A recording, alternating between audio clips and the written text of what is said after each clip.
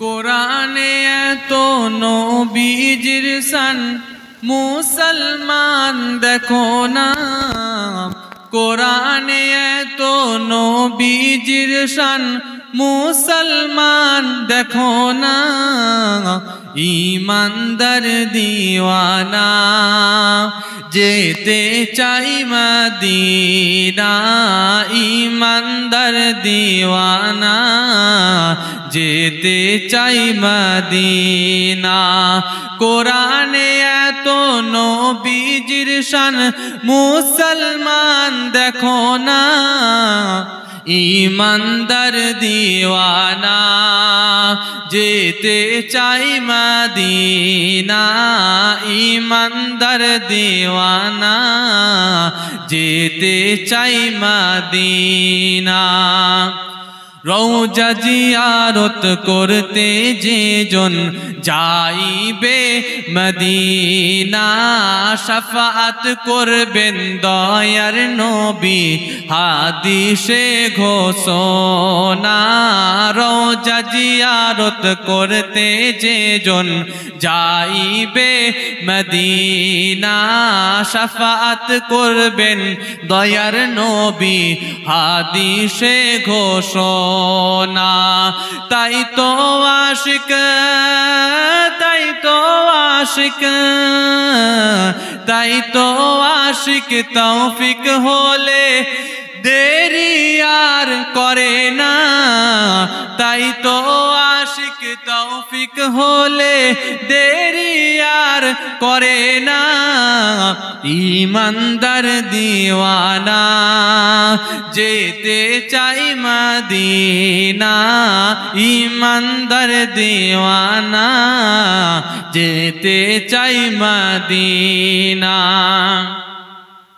খৈবার প্রান্তে আলীর কোলে নবী সাইয়েদেনা, আসরের নামাজ কাজা হয়ে যায় নবীকে জাগাই না। খৈবার প্রান্তে আলীর কোলে নবী সাইয়েদেনা, আসরের নামাজ কাজা হয়ে যায় নবীকে জাগাই না। ডুবন্ত সূর্য, ডুবন্ত সূর্য, ডুবন্ত সূর্যকে ডাক দিয়ে বলে নবী আলী নামাজ পড়ো না। ঈমানদার দিওয়ানা যেতে চাই মদিনা, ঈমানদার দিওয়ানা যেতে চাই মদিনা। কোরআনে এত নবীজির শান মুসলমান দেখো না, কোরআনে এত নবীজির শান মুসলমান দেখো না। ঈমানদার দিওয়ানা যেতে চাই মদিনা, ঈমানদার দিওয়ানা যেতে চাই মদিনা। দুরূদ শরীফ আল্লাহুম্মা সাল্লি আলা মাওলানা ওয়া আলা আলিহি।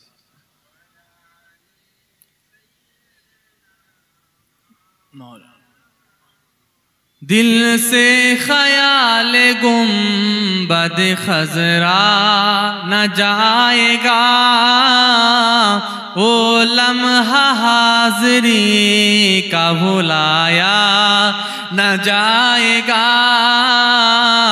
दिल से ख्याल गुंबद खजरा न जाएगा, वो लम्हा हाज़री का भुलाया न जाएगा। जान दे के भी हुसैन ने साबित यही किया, जान दे के भी हुसैन ने साबित यही किया, गैरों के आगे सर ये झुकाया न जाएगा, गैरों के आगे सर ये झुकाया न जाएगा, दिल से ख्याल गुंबद खजरा न जाएगा।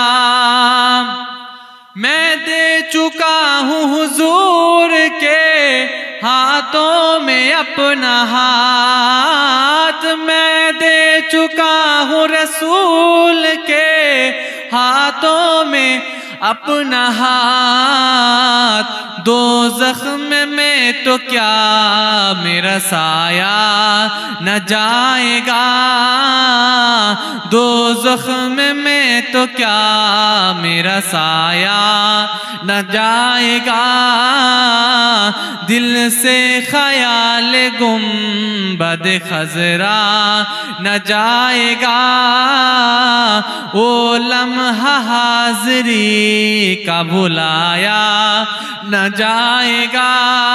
पर ला इलाहा इल्लल्लाह, ला इलाहा इल्लल्लाह मुहम्मदुर रसूलुल्लाह। दुरूद शरीफ अल्लाहुम्मा सल्लि अला सय्यिदिना।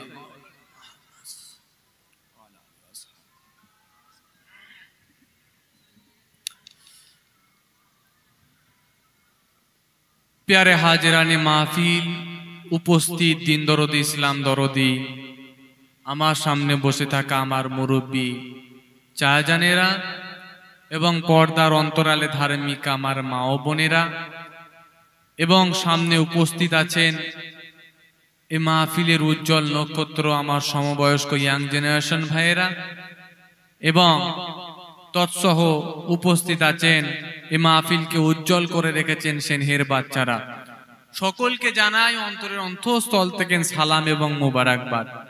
আরো জানাই যারা ইহকালে নাই পরলোক গমন করেছেন, মাত্র ৩.৫ জায়গা অধিকার করে আছেন, কিয়ামতের দিনের আশায় আছেন। কথা ঠিক না বেটি? কিয়ামতের দিনের আশায় আছেন, তাদেরকেও জানাই অন্তরের অন্তঃস্থল থেকে সালাম এবং মোবারকবাদ। আল্লাহ পাকের রহমত প্রত্যেক ইমানদারের উপরে বর্ষিত বলেন আল্লাহুম্মা আমিন। জোরে বলা যাবে না আল্লাহুম্মা আমিন।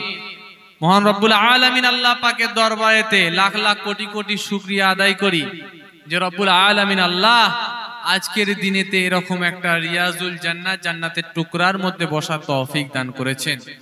কারণ আজকের দিনেতে বহু মানুষ বহু কিছুর মধ্যে লিপ্ত আছে। কেউ আপনার কেনাকাটার মধ্যে লিপ্ত আছে, কেউ আপনার বাজার করতে ব্যস্ত, কেউ আপনার হসপিটালে হয়তো তার অ্যাক্সিডেন্ট হয়েছে তরপাচ্ছে, বিভিন্ন মানুষ বিভিন্ন সমস্যার মধ্যে তারা যুক্ত আছে। কিন্তু আল্লাহ পাক সমস্ত রকম বালা মুসিবত থেকে হিফাজত করে নিয়ে আপনাকে আমাকে কবুল করে নিয়ে এরকম একটা জিকরুল্লাহ জিকরুন নবীর মাহফিলের মধ্যে বসার তৌফিক দান করেছেন। সেজন্য আল্লাহর দরবারে শুকরিয়া যাপন করে বলি আলহামদুলিল্লাহ। একটু জোরে বলা যাবে না আলহামদুলিল্লাহ? তারপরে শত শত দরুদ ও সালাম আফতাবে নবুওয়াত শাহিনশাহ রিসালাত সরকারি দো আলম জনাবে মুহাম্মদুর রাসূলুল্লাহ সাল্লাল্লাহু তাআলা আলাইহি ওয়াসাল্লামের উপরে বর্ষিত হোক। আল্লাহ পাক কবুল করেন, বলেন না আল্লাহুম্মা আমিন। তো যাই হোক, আজকে আমরা বড্ড ভালোবেসে বড্ড মোহাব্বত করে এরকম একটা জিকরুল্লাহ জিকরুন নবীর মাহফিল কায়েম করেছেন। আমরা যে শুধুমাত্র বছরে একদিন করে দুদিন করে এরকম মাহফিলগুলো কায়েম করব, আপনারা আসবেন বসবেন কিছু শুনবেন আর আপনারা চলে যাবেন, এটা কিন্তু আমাদের মাকসাদ নয়, এটা কিন্তু আমাদের উদ্দেশ্য নয়, এটা কিন্তু আমাদের ধারণা বা চিন্তাধারা এরকমটা নয়। আমরা ওখানে যাব কিছু শিখবার জন্য। কথা ঠিক না বেঠিক? কারণ এই মাহফিলগুলো যে কায়েম করা হয়ে থাকে তার মধ্যে উদ্দেশ্য থাকে। দুটো উদ্দেশ্য নিয়ে এরকম মাহফিল কায়েম করা হয়। জীবিত মানুষেরা এখান থেকে কিছু অজনসিয়া শুনবেন, সেটাকে নিজের লাইফের মধ্যে কাজে লাগাবেন, এক নাম্বার উদ্দেশ্য।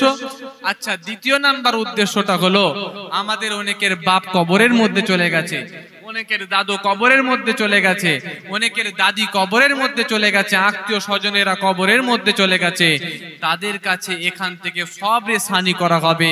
কারণ তারা যারা কবরের মধ্যে যারা ওনারা যে চলে গেছেন, তারা আমাদের কাছে কোনো টাকা পয়সা চায়? টাকা পয়সা ধন দৌলত সোনা দানা কিছু চাই না। তারা কেবলমাত্র আমাদের কাছে একটুখানি সবরে সানি, একটু দোয়া চায়। তাদের জন্য আমরা যেন সবরে সানি করি, এই নেকিটা তাদের কাছে আল্লাহ পাক পৌঁছে দেবেন, এটার তারা আশায় থাকেন। তো আমরা এখান থেকে সবরে সানি করব, একটা উদ্দেশ্য। আর একটা উদ্দেশ্য হলো এখান থেকে কিছু অজনসিয়া শুনে সেটাকে নিজের লাইফের মধ্যে কাজে লাগাবো, নিজের লাইফের মধ্যে বাস্তবায়ন করব। বলেন না ইনশাআল্লাহ? একটু জোরে বলেন না ইনশাআল্লাহ। ও ভাই জানেরা, নওজওয়ানেরা, আমার তরুণেরা, আমার যুবকেরা, শুনে রেখে দেন, জেনে রেখে দেন,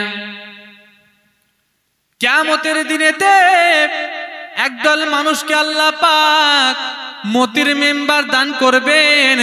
এক সময় সাহাবাদেরকে নিয়ে আমার রাসূলুল্লাহ বসেছিলেন, সাহাবাদেরকে প্রশ্ন করতে লাগলেন, সাহাবাদেরকে বলতে আরম্ভ করলেন, আমার সাহাবায়ে কেরামেরা শুনে রেখে দাও, জেনে রেখে দাও বাবারা, কিয়ামতের দিনেতে একদল মানুষকে আল্লাহ পাক মতির মেম্বার দান করবেন।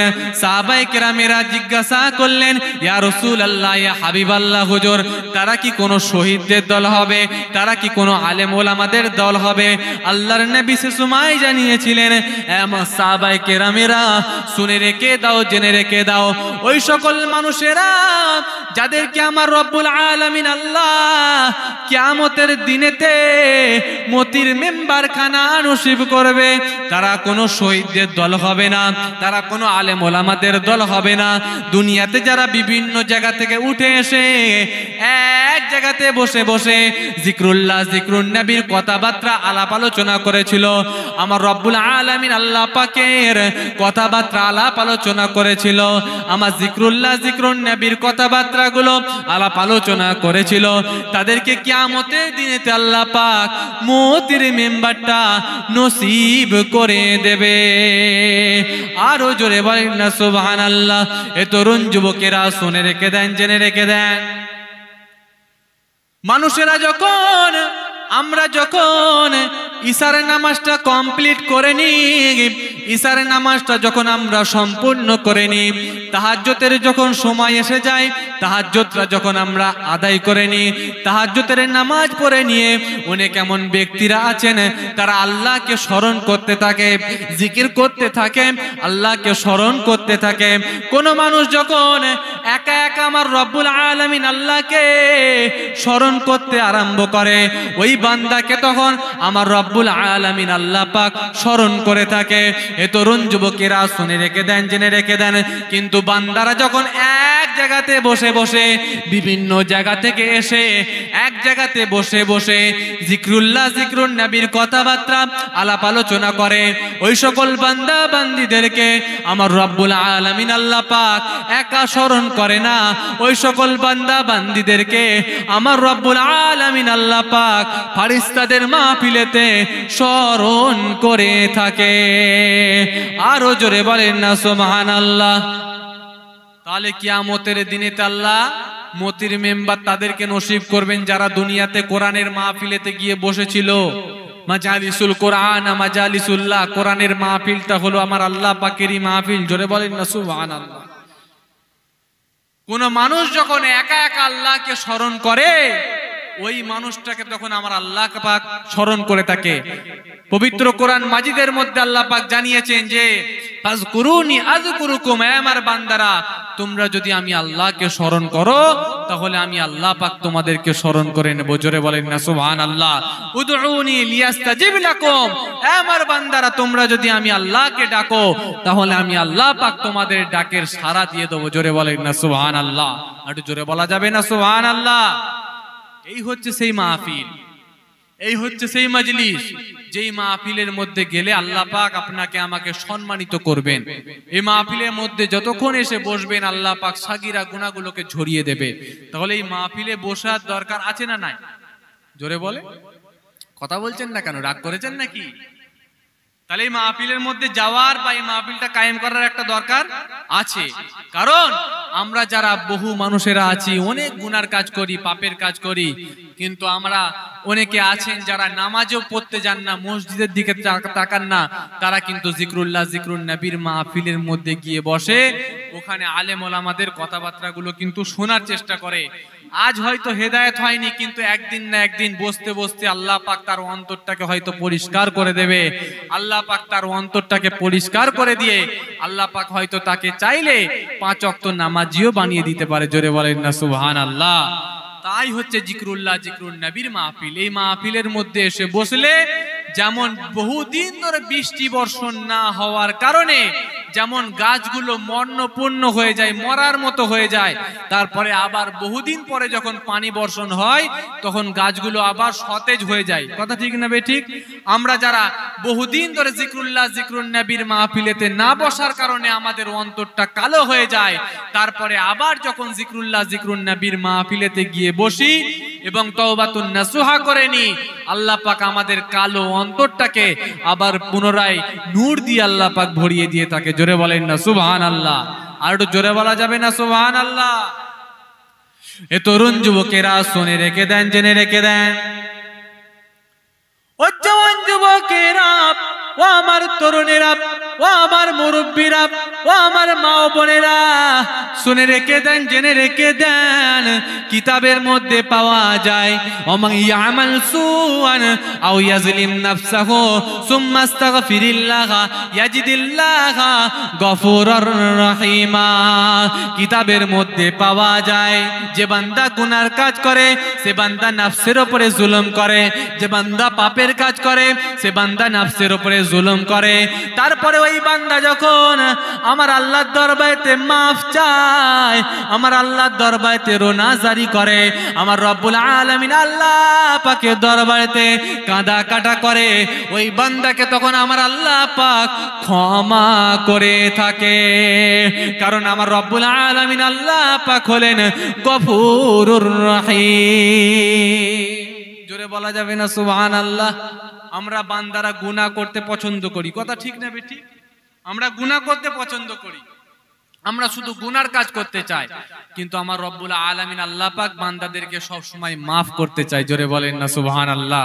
কিন্তু আপনারা এটা মনে করবেন না যে আমরা জেনে শুনে যত ইচ্ছা পাপের কাজ করে যাব, যত ইচ্ছা গুনার কাজ করে যাব, আর আল্লাহ পাক গফুরুর রহিম, আল্লাহ পাক আমাদেরকে maaf করে দেবেন।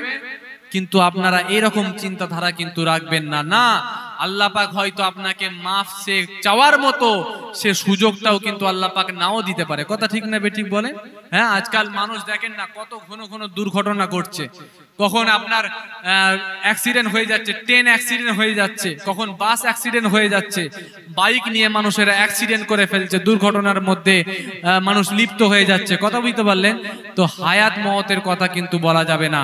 আল্লাহ পাক যতদিন হায়াতের মধ্যে রেখেছেন কিছু সৎ কাজ করে যাওয়ার চেষ্টা করবেন, কিছু ভালো কাজ করে যাওয়ার চেষ্টা করবেন, কিন্তু আল্লাহ পাক কিন্তু হয়তো সুযোগও পর্যন্ত নাও দিতে পারেন যে আপনাকে যে ভালো রাস্তায় চলে আসবেন সেই সুযোগ আল্লাহ পাক নাও দিতে পারেন। মাশাআল্লাহ, ভাইজান হুজুর কেবলা তাশরীফ আনছেন, সকলে তাকবীর দেন, নারে তাকবীর, নারে তাকবীর। নওয়াসায়ে মুজাদ্দিদুজ জামান, নওয়াসায়ে মুজাদ্দিদুজ জামান, খানদানে আহলে বাইত, নারে তাকবীর, নারে তাকবীর। ভাইজান হুজুর কেবলা, ভাইজান হুজুর কেবলা, নারে তাকবীর, নারে তাকবীর। সকলে আমার জন্য দোয়া রাখবেন। আসসালামু আলাইকুম।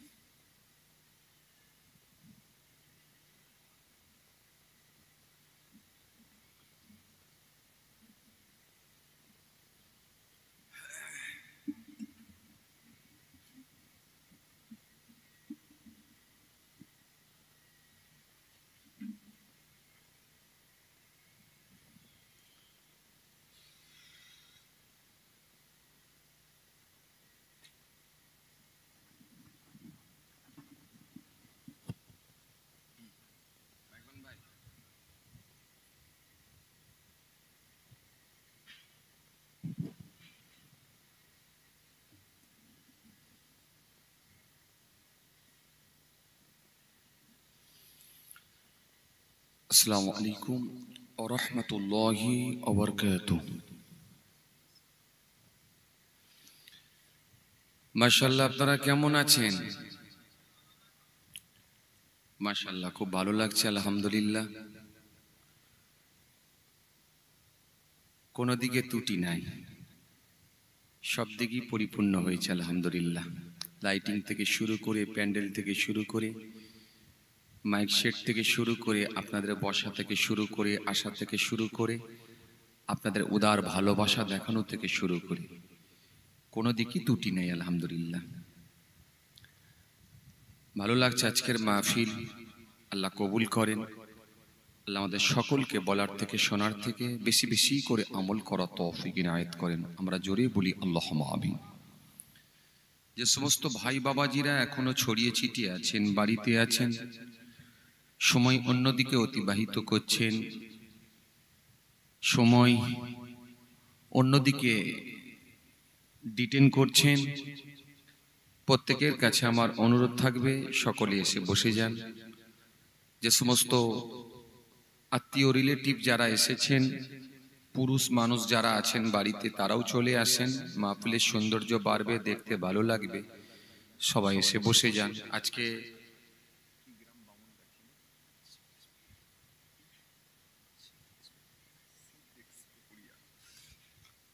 শিখদেশ পুকুরিয়া গ্রামের যুবক ভাইদের প্রচেষ্টায়, আমার ভাইদের সকলের চেষ্টায়, মহান আল্লাহ পাকের কৃপায় প্রতি বছরের ন্যায় এবছর আল্লাহ করিয়ে নিয়েছেন ইসালে সওয়াবের মাহফিল, জিক্রুল্লাহ জিক্রুন নবীর মাহফিল। আল্লাহ এই মাহফিলকে কবুল করেন। আমরা জোরে বলি আল্লাহুম্মা আমিন। মিডিয়া ভাই, আপনাদের কি লাইভ চলছে নাকি? কারোর লাইভ চলছে? একটু লাইভ গুলো কেটে দেন। আপনারা জানেন আমি লাইভ দিই না, এমনি রেকর্ড করে নেন, আপত্তি নেই। সময় মতো আপনারা পরে কাটিং করে ছাড়তে পারবেন। লাইভ চলছে? সব বন্ধ তো? ঠিক আছে।